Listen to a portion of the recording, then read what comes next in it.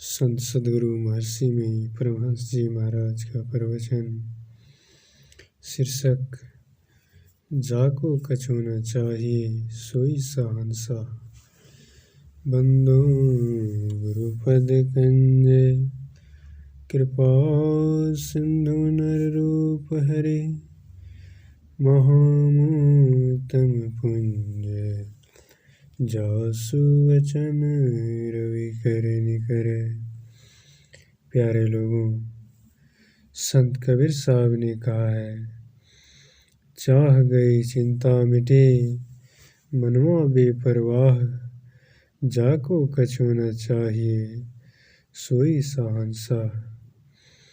जब इच्छा की निवृत्ति हो जाती है तब चिंता चली जाती है और मन बेपरवाह हो जाता है, निडर हो जाता है।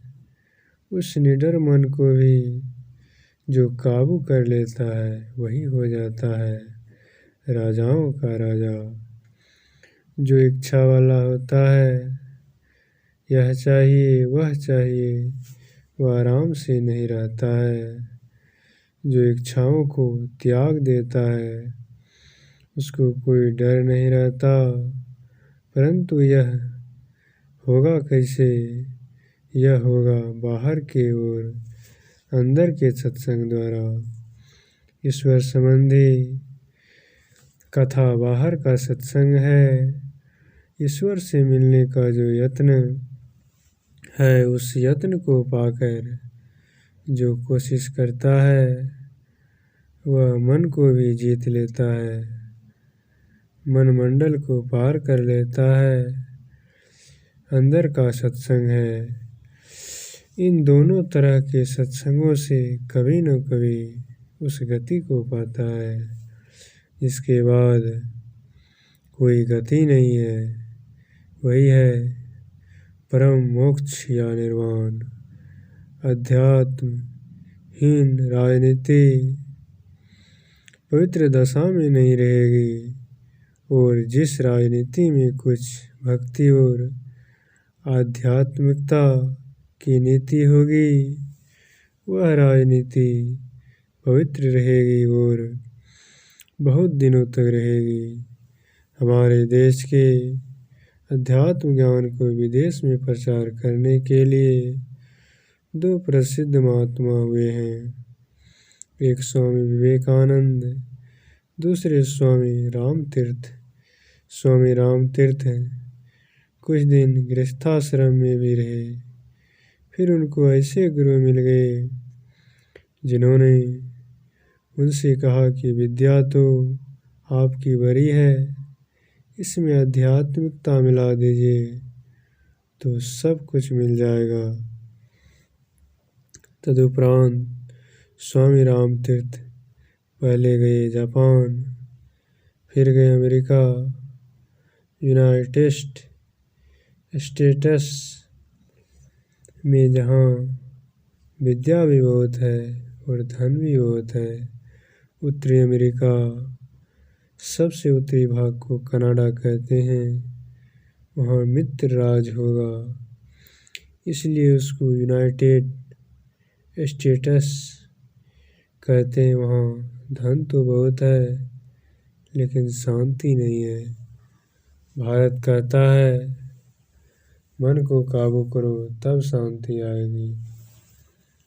मन काबू में नहीं, स्वप्न में भी मन काबू में नहीं है। गहरी नींद में केवल श्वास चलता है और मालूम नहीं होता। इसमें कुछ शांति में तो सोते हैं, लेकिन यह गहरी नींद सदा रहती नहीं।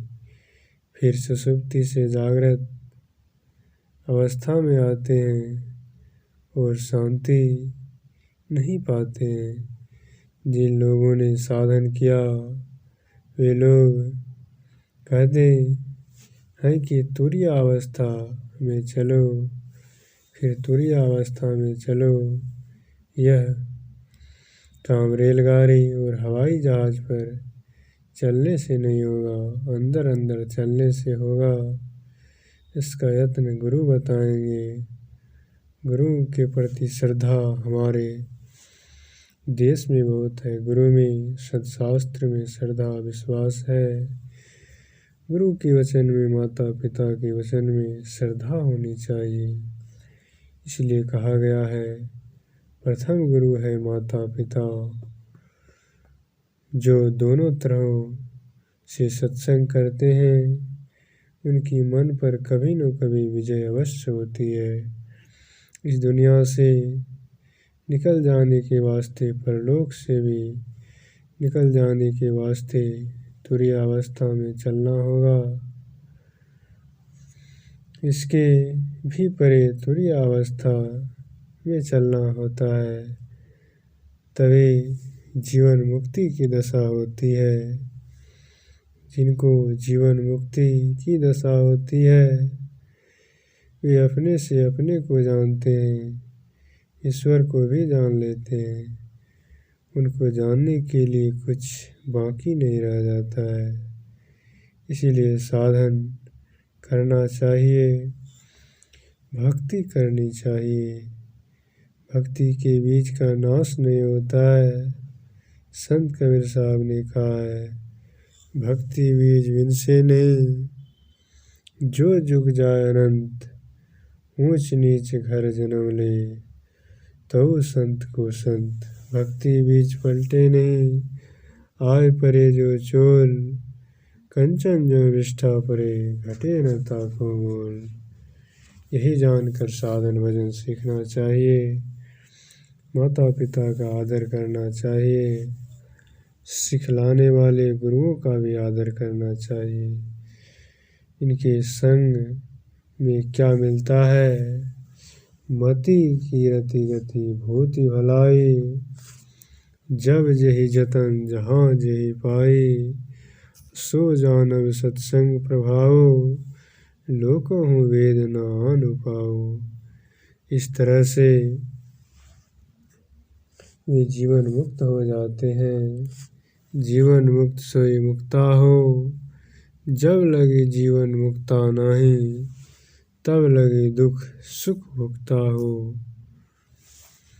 जो जीवन मुक्त हो जाते हैं, उनका संसार में आने जाने का काम बंद हो जाता है। यही आप लोगों को करना चाहिए। यह प्रवचन दिनांक 19/10/1961 ईस्वी को बिहार प्रांत राज्य अंतर्गत कटिहार जिले के मिर्जापुर ग्राम में हुआ था। श्री सद्गुरु महाराज की जय।